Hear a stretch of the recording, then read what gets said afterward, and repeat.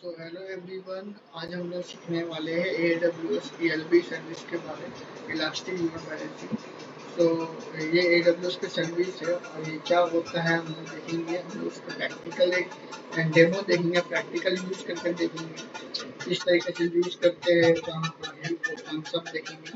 So first of all हम लोग देखते हैं कि इलास्टिक लोड बैलेंसिंग से पहले चेक करते हैं कि स्केलेबिलिटी होता क्या है। ठीक है, तो फर्स्ट लेट्स से कि स्केलेबिलिटी मतलब क्या होता है कि अपने सिस्टम पे रिसोर्सेज को आप ग्रो करते हो। ठीक है, अपने सिस्टम पे रिसोर्सेज को एडवांस करते हो या ग्रो करते हो as per your application website के ट्रैफिक के साथ। ठीक है, एंड बाद में आता हुआ तो हमारे पास दो टाइप की स्केलेबिलिटी होती है।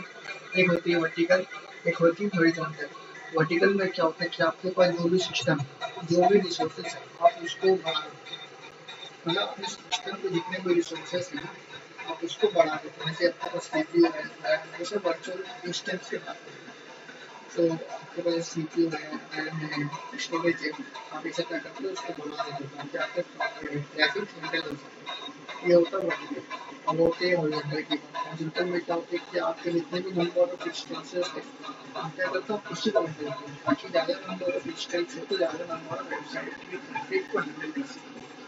राइट, अब हम बात करते हैं हाई अवेलेबिलिटी। क्या होता है हाई अवेलेबिलिटी? मतलब कि अपने सर्विस को बढ़ाना या घटाना as per the user need. मतलब क्या मतलब इसका मतलब होता है कि आपने जो अपने रिसोर्सेज थे आपने उसको मल्टीपल सर्विस को स्टोर करना है ताकि मान लो कभी एक जो एक रीजन कभी आपका डेड होता है या मेंटेनेंस टाइम पे चल जाता है तो आप उस रिसोर्सेज को दूसरे जो है दूसरे रीजन से एक्सेस कर सकते हैं अपने रिसोर्सेज। तो ये हो गया हाई अवेलेबिलिटी, क्या बहुत तरीके से बहुत जगह से अवेलेबल ले सकते हैं। अब होता है इलास्टिसिटी। इलास्टिसिटी मतलब क्या होता है कि ऑटोमेटिकली एडजस्ट करेगा as per the demand changes. मतलब अगर ज़्यादा ट्रैफिक है तो ऑटोमेटिकली वो ज़्यादा इंस्टेंस बना देगा, कम ट्रैफिक है तो कम इंस्टेंस बनाएगा। इसको बोलते हैं इलास्टिसिटी, इसी को हम लोग बोलते हैं AHC। मतलब AHC एक मेथड है जिससे आप इलास्टिसिटी को अचीव कर सकते हो, एक्सेस कर सकते हो या अप्लाई कर सकते हो। सो लोड बैलेंसिंग का लोड बैलेंसिंग मान लो आपने तो एक वेबसाइट बनाई, तो वेबसाइट बनाई तो शुरुआत में आपके पहले दिन या पहले वीक में कुछ 10 या 1000 या 2000 कस्टमर से देखने को मिले। लेकिन मान लो आपके वेबसाइट कुछ ज़्यादा अच्छे हो गए, कुछ ज़्यादा अच्छा प्रमोट हो गया, अचानक से एक ही टाइम में 2 लाख 3 लाख यूजर उसको एक्सेस करने के लिए कोशिश कर रहे हैं, मतलब ट्रैफिक ज़्यादा बढ़ गया। तो उस चीज़ को बैलेंस करने के लिए हम लोग यूज करते हैं लोड बैलेंसिंग। नहीं तो ये नहीं करेंगे तो क्या होगा, सर्वर है वो क्रैश हो जाएगा। क्योंकि फ्लिपकार्ट अमेज़न में ऐसा होता है कि एक ही टाइम में ऑफर में टाइम में डिस्काउंट होता है, तो एक ही चीज़ को दो लोग जब एक्सेस करते हैं परचेज करते हैं तो वो क्रैश हो जाता है। तो वो लोग क्या करते हैं, वो लोग यूज़ करते हैं लोड बैलेंसिंग। एक काम करते हैं, तो प्रैक्टिकल देखेंगे तो क्या करना पड़ेगा। हम लोगों ने साइन इन कर ली EC2। तो लोड बैलेंसिंग क्या होता है, बैलेंस करते हैं अपने सारे इंटरनल ट्रैफिक। तो हम लोग करना क्या है, फर्स्ट ऑफ ऑल हमें किसको हैंडल करना है, उसके लिए हमें क्या क्या चाहिए होगी। तो अब हम लोग बात करने वाले हैं कि किस तरीके से हम लोग एक इलास्टिक लोड बैलेंस यूज़ करते हैं। तो सबसे पहले हम लोग को ट्रैफिक को यूज़ करने के लिए सबसे पहले हम जाएंगे EC2 पे। हाँ, क्योंकि हमें अपनी ट्रैफिक को हैंडल करना है तो हम क्या करेंगे, पहले इंस्टेंस बनाएंगे क्योंकि हमें एट दी एंड हमें इंस्टेंस पे तो हमें ट्रैफिक को लोड बैलेंस करना है। तो हम क्या करेंगे, हमें इंस्टेंस बनाएंगे। Let's say we are writing here like test one. ठीक है, अब उसे ये की पे हम सेलेक्ट कर लेंगे। HTTP मेक श्योर कि हमने यहाँ पर सेलेक्ट करेंगे कि कौन सा पोर्ट पे हमें ट्रैफिक को हैंडल करना है। So we are going with port 80, so which is called HTTP. Now हम क्या चाहते हैं कि हमारा जो सर्वर चल रहा है, इंस्टेंस चल रहा है, तो हम चाहते हैं कि हमारा कुछ चले उसको ऊपर। तो हम यहाँ पर अपना एक स्क्रिप्ट लिख देते हैं जो कि normal welcome to Apache web server. ठीक है, हम चाहते हैं कि हम यहाँ पर 2 इंस्टेंस हैं। ठीक है, हम लोग क्या कर देंगे, सब कुछ करने के बाद हम कर देंगे लॉन्च।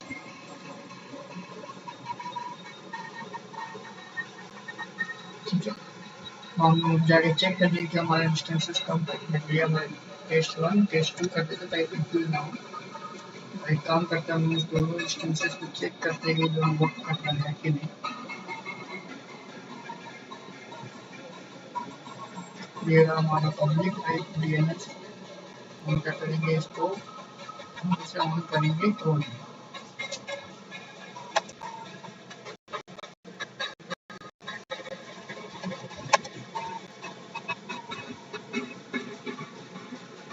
Box okay. एंड हम चेक करेंगे कि दूसरा वाला काम कर रहा है।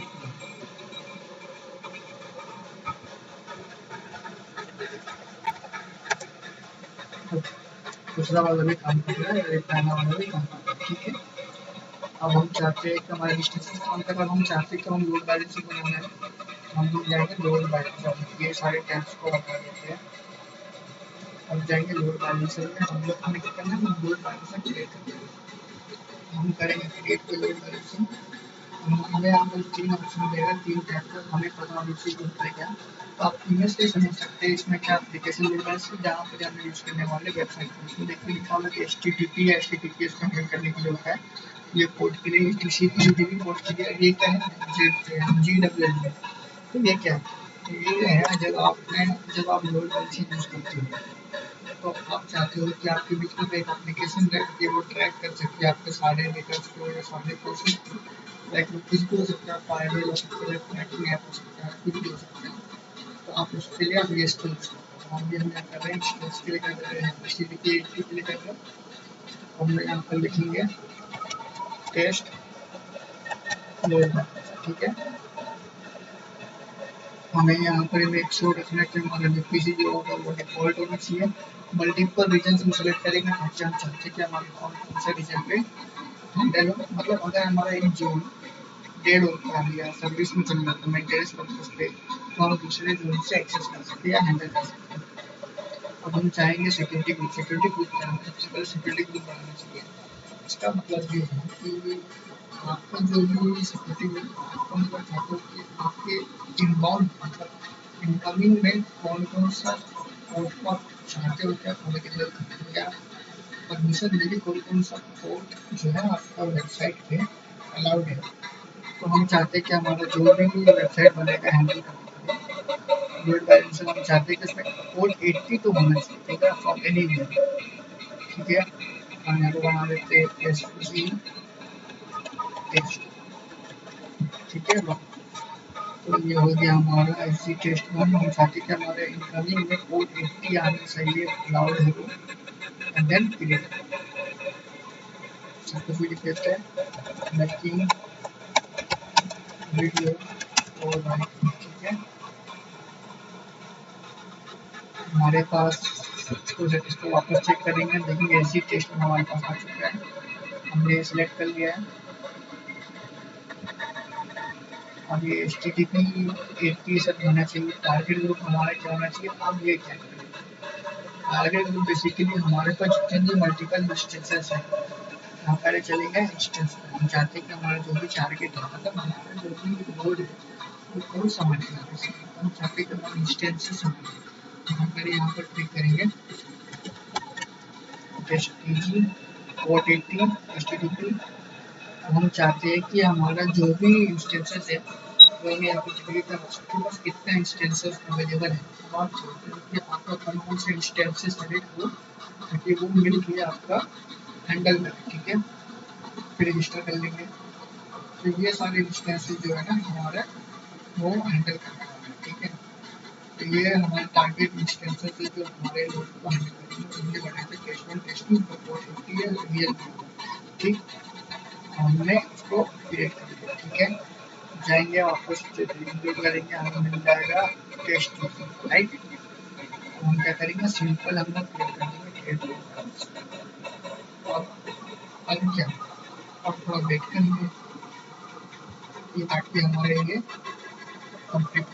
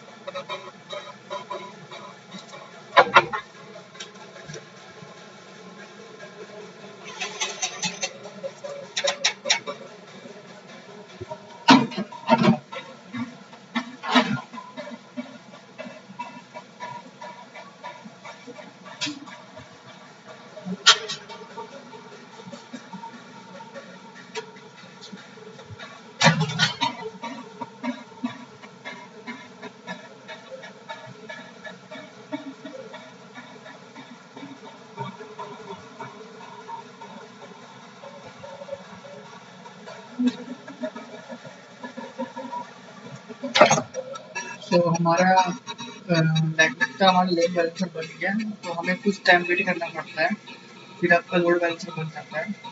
Then no basically no nothing doing, but हम DNS कॉपी करेंगे एंड चेक करेंगे कि हमारा लोड बैलेंस काम कर रहा है, करते हैं एंड वेट करते हैं, चेक करते हैं कि हमारा क्या लोड बैलेंसर काम कर रहा है कि नहीं। तो प्रॉब्लम हमें कुछ आ रही थी, site can't reach taking too long to respond. क्या करना, चेक करने वाले क्या प्रॉब्लम है, सिक्योरिटी में जाते हैं, इसमें जाते हैं, वी हैव HTTP 80, ओके हमारे पास तो ये है, काम करते हैं HTTP ओके। हमने क्या करा, वो HTTPS कर रहा होगा ऑटोमेटिकली ब्राउज़र, तो हमें उस पर HTTP करना पड़ेगा, क्यों, क्योंकि हम लोग जो है वो यूज़ क्या कर रहे हैं, HTTP सोर्सिंग। हम इसको रिलोड करेंगे, देखिए यहाँ पे हम पढ़ेंगे दो इंस्टेंसेस थे हमारे, ठीक, एक में है 193, ठीक है, हम इसको रिलोड करते हैं, तो ये चेंज होता है 137, मतलब हमारे इंस्टेंसेस यहाँ पर चेंज हो जाएंगे। हम दो इंस्टेंसेस बनाते हैं, हमारे दोनों इंस्टेंसेस एक हो जाएगा 137 193।